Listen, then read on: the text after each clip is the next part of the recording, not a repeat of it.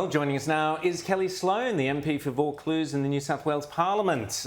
Kellie, not the greatest of days to be sitting here with you, but we've been covering this morning the tragedy of yesterday at Bondi Junction there. Obviously, you're right in the heart of it. How's it? When you woke up this morning, what were your kind of thoughts? I was up most of the night. I was so concerned about that baby. You know, yesterday I got the call. The way I found out about it, my son called me. He was at the shopping centre. He wanted to let me know that he was okay. He'd left, he hadn't seen anything, but his friends had. And, you know, the footage that they had seen, what our kids in our community are seeing is horrific. So it's been a process of yesterday, you know, shock and information gathering. And today people are waking up and there's a sense of grief setting in. It's gone from shock and disbelief to, I guess, a grieving process now. Liz? What is there any, obviously being such a local MP, you wouldn't, nobody in the area would know nobody who was there. Exactly. Everyone is so interconnected. So either they know someone who was there or they may even be related to one of the victims. Is there, as a state MP, is there any particular advice you'd give people who need support right now with regard to specifically state mechanisms that they can pull on in such a time of need? Well, first of all, our community is very strong and they are there for each other. So I'm on a lot of chat groups, whether it's my own school kids chat groups or broader ones. People are checking in on everyone, seeing that they're okay. Right. Beyond that, as a community leader, I'm talking with government, looking at support mechanisms for people in our community, increased counselling services, and we will wrap around the community. We will be there for them.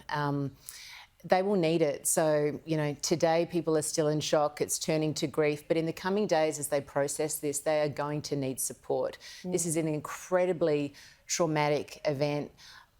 People are horrified, it's been harrowing. And as you say, quite rightly, so many people were there. They witnessed it, they saw it, their kids were there. And those, you know, it gives me chills still watching those pictures of children running from a man with a knife. And to me as a mother, let alone a state MP, I'm in shock and disbelief that this could happen in our neighbourhood, in our city. Rita? And we saw that man escorting his children out of the shopping centre with blindfolds on their eyes. They couldn't see the horror. You know, and you want to shield your kids from this, right? Yeah. Even if they're not there, that man, I mean, what a parent, you know, and what do you do when you're in that situation? No one can prepare you for that. But in this day and age, you know, we can't shield our children's eyes because they see it. The images that have been circulating online, and this is, I guess, a very important message to parents, is to check in on your kids. Tell them don't look at these pictures if possible. Don't share them. It doesn't help the victims and it's not going to help your kids. We're learning more about the victims. John Singleton's daughter, Dawn Singleton, is one of those who was killed yesterday, only 25 years old, was going to marry a New South Wales police officer. Just another tragedy. Each case is such a tragedy here. How does your community recover from this? How do they have confidence that we can be in crowded places and we're safe? Because there's going to be that trauma for many of them.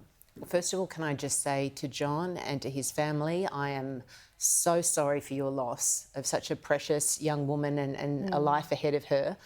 I'm sorry for Ash and to her family, to the other families. You know, we will remember your children, your brothers, your sisters. We will be there for your families. But to your point about the community and how we move on, we're going to have to at some point, because we have a way of life in Australia that is the envy of the world. This is unusual. We haven't seen an attack like this in a decade here since the Lindt siege. And there's nothing to suggest that it will happen again. This was, fortunately, even though it was it's just terrible, but this was at least a lone man.